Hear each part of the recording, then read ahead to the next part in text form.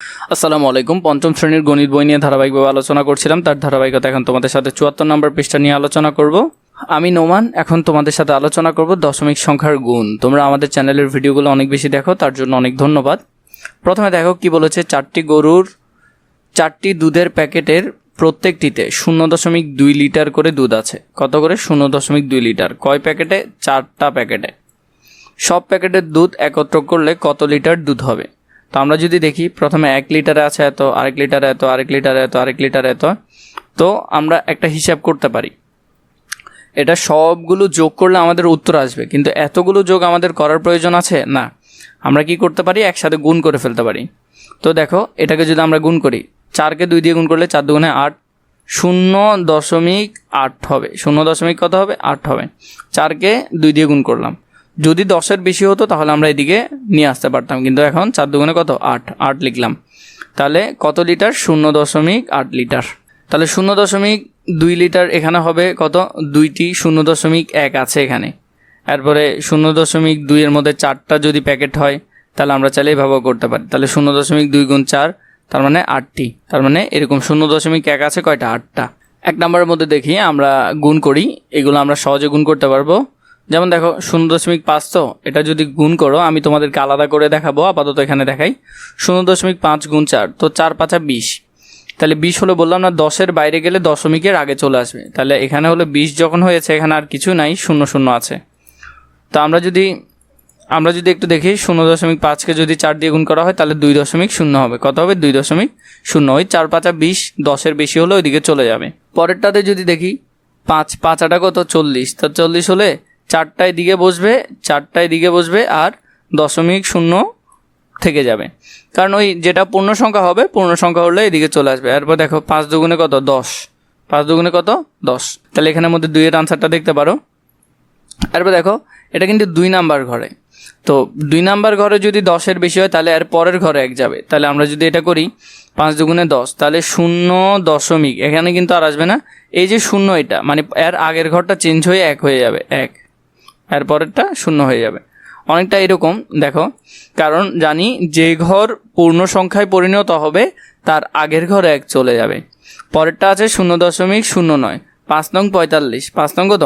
45। তাহলে পূর্ণ সংখ্যা কত? 40 না? তাহলে 40, তার মানে 4 এখানে থেকে যাবে, আর 45-এর 5 পরের ঘরে থেকে যাবে।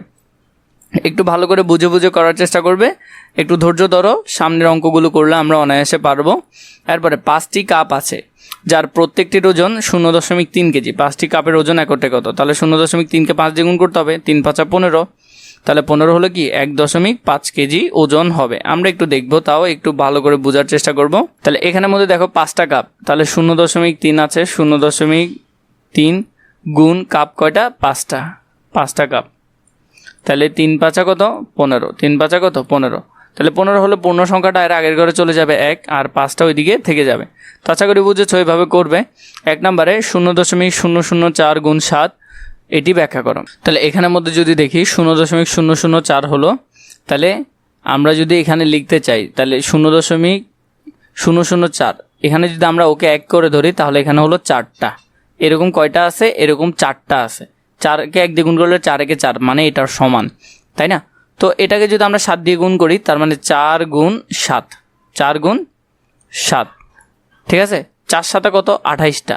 তার মানে এরকম 28টা এরকম আছে। তাহলে 28টা যদি হয় তাহলে আমরা কি লিখবো? 0 ঠিক থাকবে। এটাকে যদি গুণ দিই, 4 7 28 হচ্ছে না? তাহলে এটা ঠিক থাকবে। 0 একটাও ঠিক থাকবে। পরবর্তীতে দেখো 28, তার মানে 20, 10-এর উপর চলে গেছে, তাহলে আমরা এটাকে এদিকে করে লিখবো পরের ঘরে। তাহলে আর এর পরে শেষের ঘরে কি হবে? 8 বসে যাবে। তাহলে 0.028। 3 নম্বরে গুণ করি, আমরা এটাকে গুণ করব। তো গুণ করলে আমরা এটাকে সহজে গুণ করতে পারবো। 3 দুগুণে 6, শুধু এখানে 6 বসবে। দেখো এখানের মধ্যে, তাহলে আমরা যদি গুণ করি, এগুলাকে গুণ করলাম, 3 দুগুণে কত? 6 লিখলাম, আর 0 0 0 0 বসে গেল। 3 ঘর আগে দশমিক ছিল, দশমিকও বসে গেল। পরেরটা যদি দেখো, তাহলে পরেরটা হলো 0.008, 9 দিয়ে গুণ করবো। 8 নং কত? 72। তো 72 2 বসবে।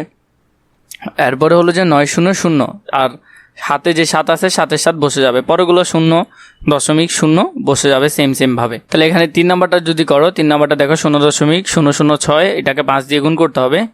তাহলে 5 দিয়ে যদি গুণ করো ওইভাবে, 5 6 30, তাহলে 30 3 বসবে আর পরে 0। তো এইভাবে করে তোমরা এগুলো করতে পারবে, এগুলো খুবই সোজা। 4 নম্বরে বলেছে একটি মোটর সাইকেলে প্রতি সেকেন্ডে 0.02 কিলোমিটার যায়। কত যায়? 0.02 কিলোমিটার যায়। এটি 8 সেকেন্ডে কত কিলোমিটার যাবে? তাহলে এটাকে আমাদের কী করতে হবে? 8 দিয়ে গুণ করতে হবে। তাহলে আমরা লিখলাম 1 সেকেন্ডে যায় 0.02 কিলোমিটার, তাহলে 8 সেকেন্ডে যায় 0.02 গুণ 8, তার মানে 0.16 কিলোমিটার। তাহলে কি কত যায়? 0.16 কিলোমিটার যায়। তো এইভাবে করে তোমরা এই পৃষ্ঠার সুন্দর করে সমাধানটা করে ফেলতে পারবে। পরবর্তী পৃষ্ঠা যদি প্রয়োজন হয় নিশ্চয়ই আমাকে কমেন্ট করে জানাবে।